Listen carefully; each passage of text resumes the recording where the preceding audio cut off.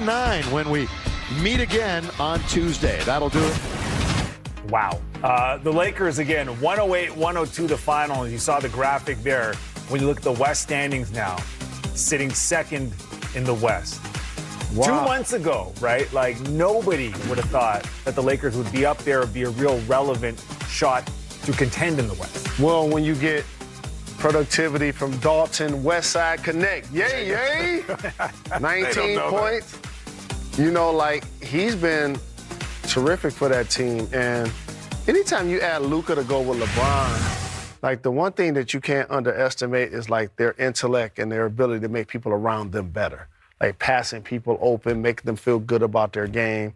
And that's what I'm seeing from the Lakers, and it's been terrific to watch. Yeah, I think, to me, when you score the ball, you get a chance to set your defense. And I think, again, to just say what I said before, JJ's doing a good job of not letting Luka be on an island. People are going to try to go at him and showcase him and make him work on that end. But until he gets into playoff shape, he's in better shape already than what he was before, and he's working on that. And you're starting to see it. His jumper is starting to be there. He's not being short. But to me, when he gets in playoff shape, then that's a problem. Because then he's going to be able to commit himself a little bit more to that defensive end. If they can get stops and get out and run, I probably can name one or two teams that could physically match up with not only the mind, but even though they don't have that many bigs, they are a tall team. Mm-hmm. Right. I think they got a bunch of 6'9", 6'10" dudes, especially with Jared Vanderbilt back. Over the last 7 games, the Lakers given up 101 points per game. I mean, that is elite right there, getting it done with defense. And another win on this night. One game still going on right now, but couldn't get it done. The Lakers coming up with that big rebound. Eventually, 108-102, 8 seconds to go. If the Lakers can pull this thing out, they'd be 16-4 over the last 20 games. Wow. You know the one thing about being a guy like Luka, who's made All-NBA 5 times, took a team to the finals last year, he can have 29 and be unhappy.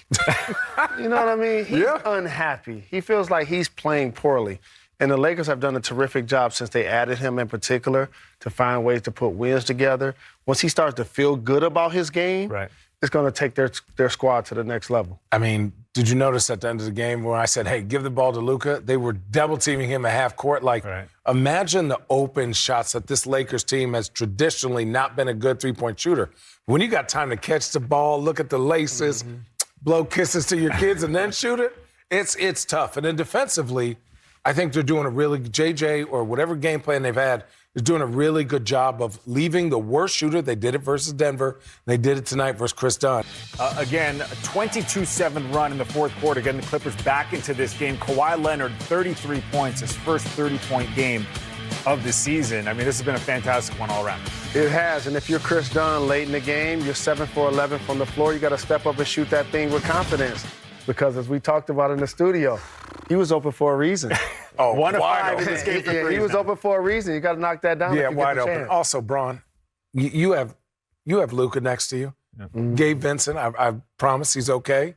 But just pass it to Luka and tell everybody get the hell out the way. I agree. It just, you're doing the right thing, but I promise you it's not what JJ drew up. Give it to Luka and be fine. Like, don't do that no more. But the one thing about Luka, and you know this, Luka literally had his hand on his shorts. He was bending over. Like, they got the nerve not to pass me the ball. Like, players have their way to protest without saying anything. Yeah. Luka in this game, 29 points, 9 of 17 shooting. That's been the one thing with Luka so far. You know, he's rebounding, he's passing, he's doing his thing, starting to get more comfortable. Has not shot the ball well, but this is a good sign here. It is a good sign, but the one thing Luka's going to have to do is stop complaining to the refs. Like, he's such a terrific player.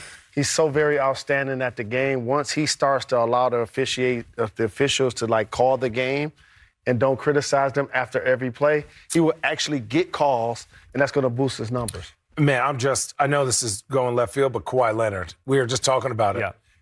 My man, he turned it up. Yeah. He said, okay, I've been chilling. I've been going at my own pace. You know, he told the media when he came back, but I said he was moving different. He getting to his spot, elevating.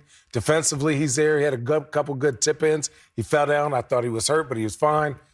It's exciting for me and the Clippers to watch them get back not only in this game, but they're going to have their confidence when Norman Powell gets back, Derrick Jones Jr. gets back. That's not an easy matchup in the playoffs for anybody. That's a void on my list. And you were mentioning, we were talking about this earlier, if Kawhi is like an 8 out of 10, he's healthy and he's an 8 out of 10 from what we've seen in the past, I mean, where could this Clippers team go in the playoffs? Well, anytime you have a player like Kawhi, what has happened in today's game with the movement of players, with LeBron leaving Cleveland and KD jumping around a couple of times, we forget what old school basketball resembles. And normally it's like, we should win because we got you. Yeah.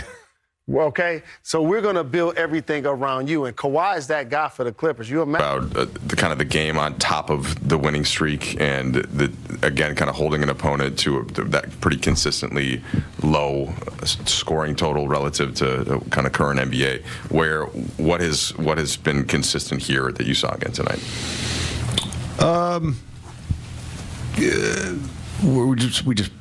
We play hard, we compete.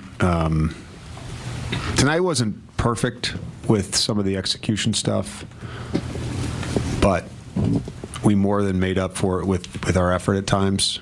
And frankly, I really liked what we did, in the half court when our defense was set. The turnovers once again hurt us. Scored 20 points off our turnovers. I think it wasn't a play that was more emblematic of our effort than when it was 93-88. I think there's 7-something to go. LeBron misses a 22-foot two-pointer. Vando gets the rebound. We get it back to LeBron. He misses a floater. Trey gets the rebound. We kick it back to LeBron. He misses the three from the corner. Vando gets the rebound. We end up getting it to Luka. Trey's over in the right corner. He pins in for LeBron. He hits that three. I mean, that's, again, these opponents that we're playing, they're really good teams. They're fighting like we're fighting. These are playoff-like games just in terms of the physicality, the effort from both teams. And that play, I mean, I'm not sure they got closer than 5. I know there was, 5 right there at the end, but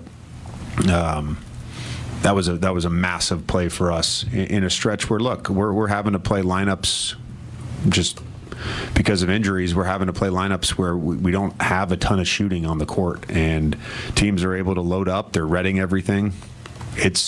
They're a top 5 defensive team. Like it's tough to score. So we talked again pregame about our effort offense, and that was a massive play.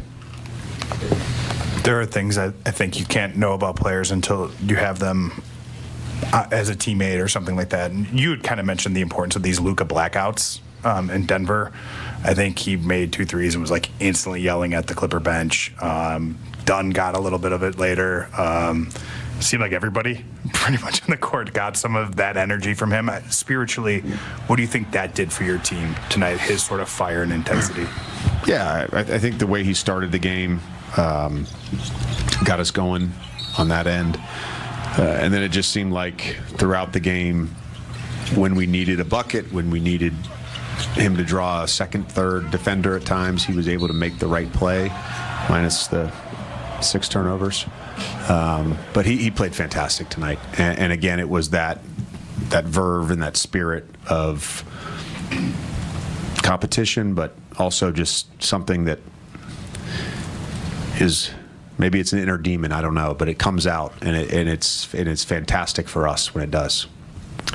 A clip circulated of you crediting Dalton Connect for being a professional after the win on Friday. Tonight seemed like more than talk to the Lakers about what they're putting out. Need approval on some stuff. Tonight seemed more than professional. I mean, kind of a starring effort for you. Have you been able to get a sense of where Dalton's been at after everything that went down last month, and how do you envision his role as the season plays out? Yeah, there was a lot of discussion early on when he first got back, not playing the first game. Didn't want to put him in a tough situation for him. We then talked on Tuesday. We then talked the day before the All-Star break again, and it was very much like before that second game against Utah leading into the break. It was very much just let's just play basketball, and you're going to play, and I'm going to coach, and we've moved on from that. So I think each day it just becomes again more normal. Certainly the last 2 games I think help. Every player, look, we've all been there. Like we all have this sort of perpetual belief in our ability. Everybody's confidence can wane, and you need that confidence to be reinforced by playing well, and he's done that.